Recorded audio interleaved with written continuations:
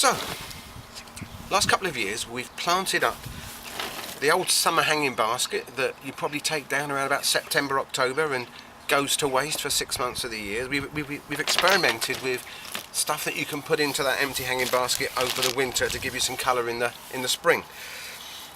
And we've tried winter flowering pansies and violas, and they're okay, but my favourite is to try and create, if you can imagine, a ball of dwarf daffodils.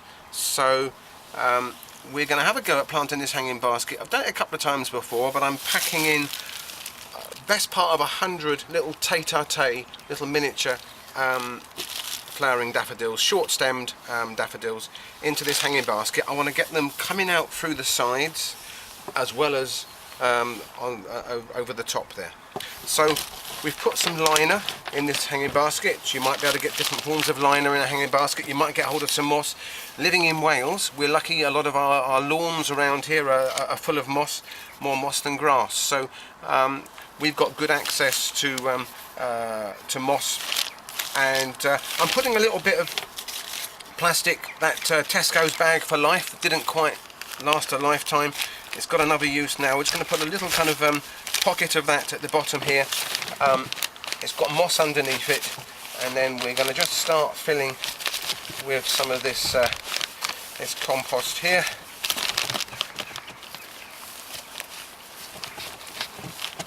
Compacting that down a little bit. As soon as we get about halfway up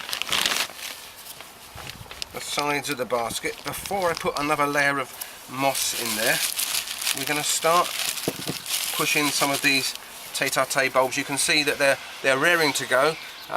Would like to do this in September or early October. We're actually through into November now, so it's a bit late to be doing this, but they'll be fine. And we just need to make sure that that nose of the bulb is poking out the side there. If we do it too near the middle, not so close to the edge, the shoot will probably come up through the top, which is fine, but I'm hoping that we're going to achieve some flowers through the sides here. So I'm pushing these noses of the bulb as close as I can to the edge of the moss there. A bit more compost.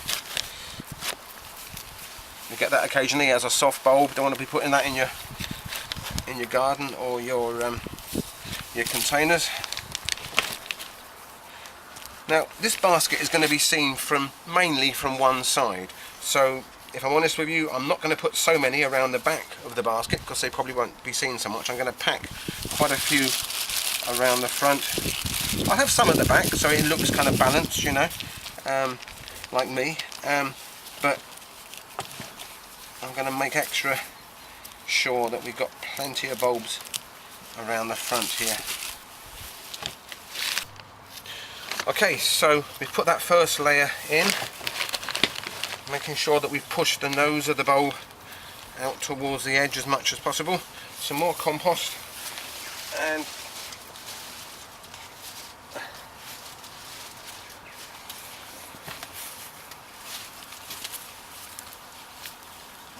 some more moss.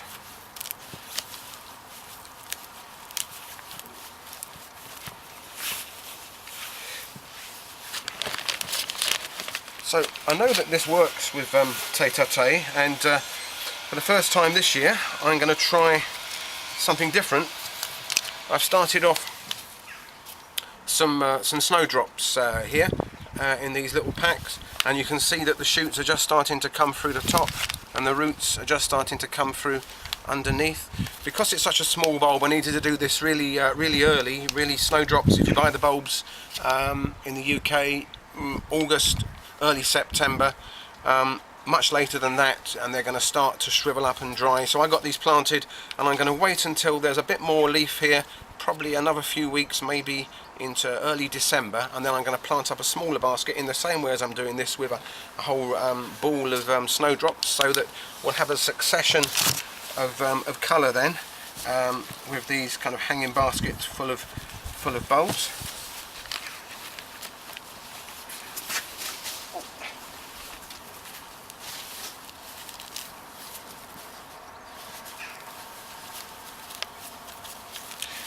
Okay, so now we're going to do another layer of these little mini daffodils, and again we're just going to push them so we can see the nose of the bulb poking through the side of the moss there.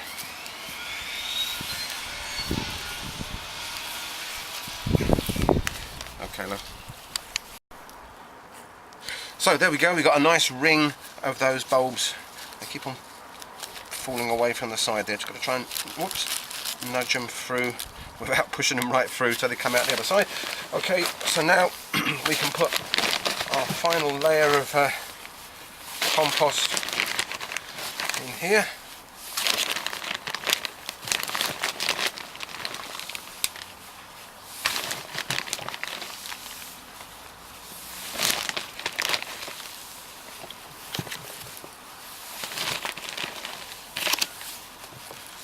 Right, let's go for it.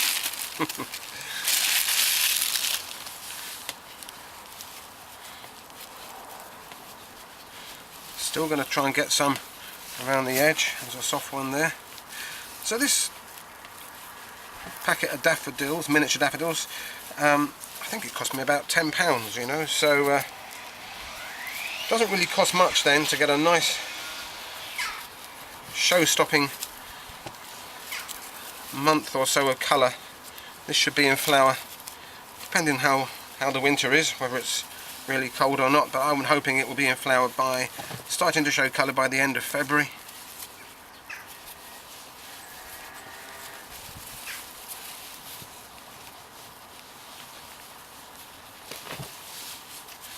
And you should have some colour right way through until end of March. And of course then you can lift these bulbs out with their leaves on, ideally later on in the spring when you're ready to replant your basket. I'd plant them somewhere in the garden to come back year after year. You can leave these bulbs in the garden and they'll come back year after year. You could, I suppose, leave them in the basket, but I'd rather replant the basket and have some summer colour. Oh, hello.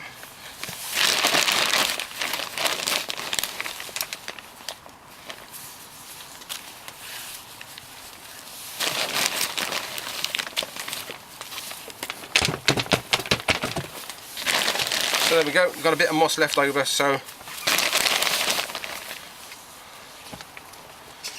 quite a lot of compost on there, but it's going to sink down. So while the compost is mounded up, we'll just put a little bit of moss over there so the compost can't wash away with the inevitable Welsh rain. And it also provides a little bit of protection from cold weather should we get a proper winter this year. Oh, there's a couple of escapee bulbs there, look. Let's cram a few more in.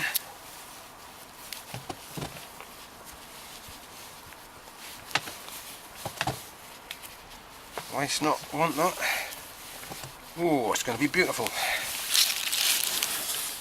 There we go.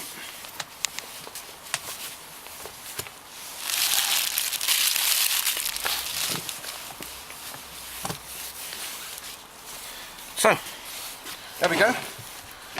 The first step towards our ball of dwarf daffodils, and we'll take another look in a month or two and see how it does when it comes into flower.